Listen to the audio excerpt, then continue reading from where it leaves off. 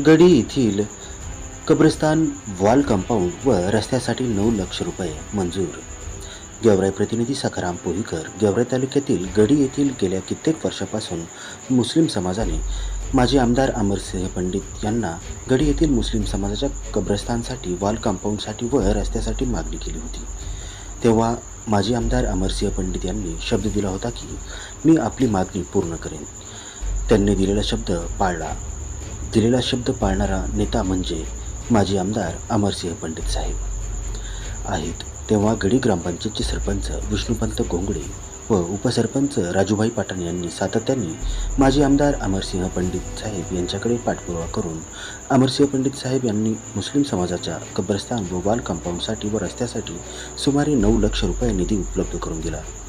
त्यामुळे गडी येथील मुस्लिम समाजातील नागरिकांनी म्हटले आहे की खरंच नेता असावा तर असा दिलेला